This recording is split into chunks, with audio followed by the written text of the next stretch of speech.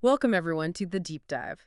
Today, we're going to get into something pretty startling that just happened in New York City. You might have seen the headlines. A big-name city official, Brad Lander, who's also running for mayor, was arrested. Yeah, arrested by federal agents. Yeah. And not just anywhere, but inside an immigration court in Manhattan. Exactly. The reports say he was trying to get a defendant out of there and apparently asked if they had a court warrant.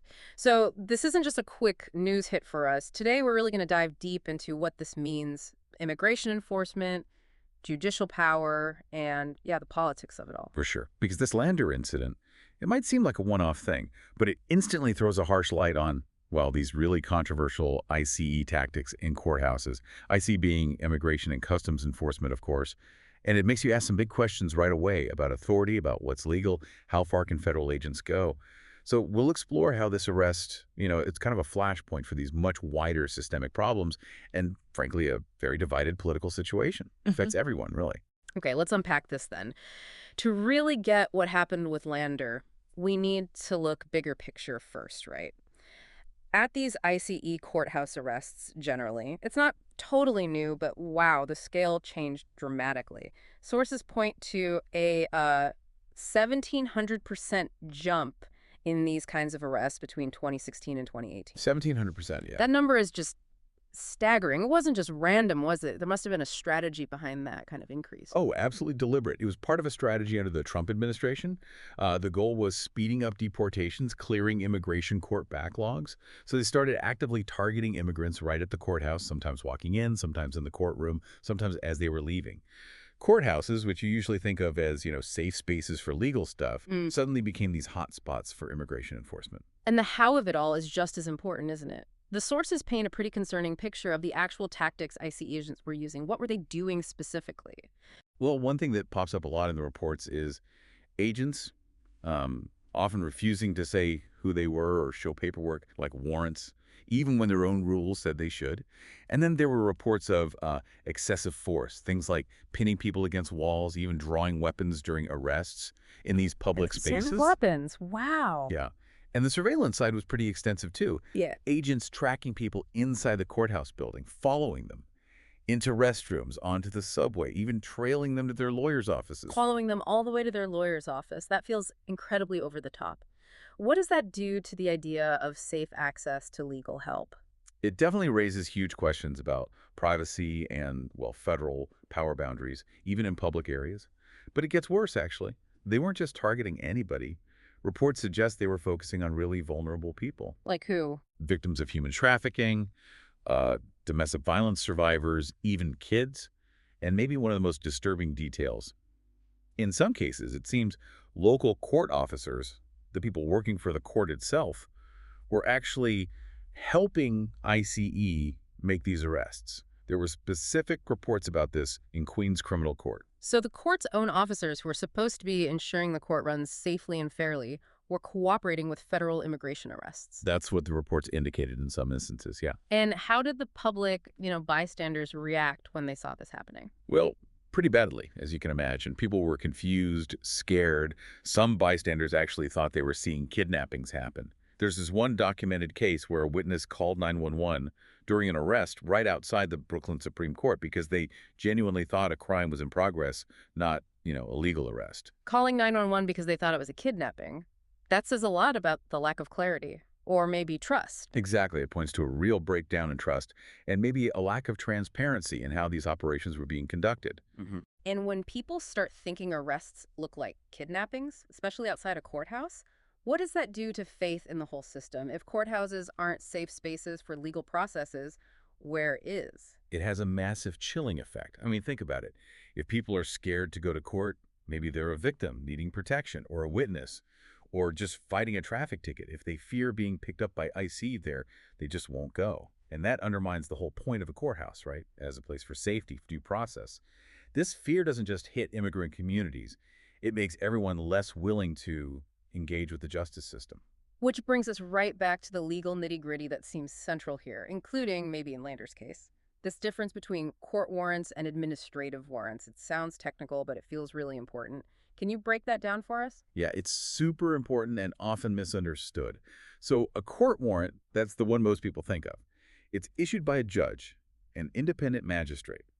It has to be based on probable cause, meaning a judge agreed there's enough evidence to suspect a crime.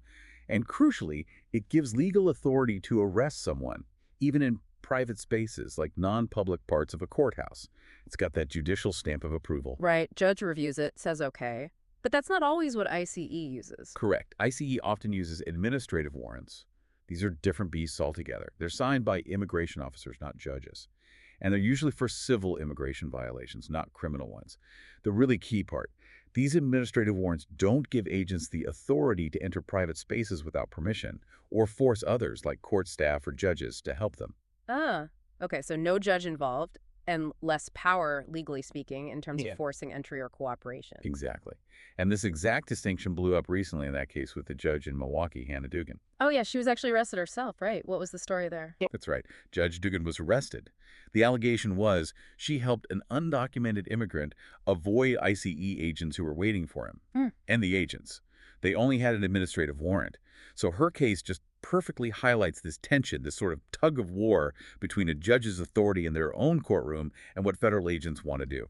Right, so you've got two really different ways of looking at it. On one side, critics say, and this is a direct quote, no credible legal analysis suggests an administrative warrant obligates a judge to alter courtroom function or act as an extension of ICE enforcement. Hmm. Basically arguing the judge's job is separate. They run the court. They don't work for ICE. Precisely. That view really champions judicial independence. Judges are supposed to be neutral, uphold due process. They shouldn't have their courtroom procedures dictated by an agency's administrative paper. But then you had people like Pam Bondi, the former Florida Attorney General, who had a very different take on Judge Duggan. What did she say? Yeah, Bondi's view is pretty blunt. She said Judge Dugan's actions were obstruction of justice, helping, in her words, an accused criminal escape arrest. Hmm. So from that perspective, the judge was actively interfering with law enforcement, regardless of the warrant type. Two completely opposing views on the judge's role. And it really speaks to this bigger conflict that's heating up, Mm-hmm. between a judge's discretion, their power to run their courtroom and apply the law, and these, well, aggressive immigration tactics.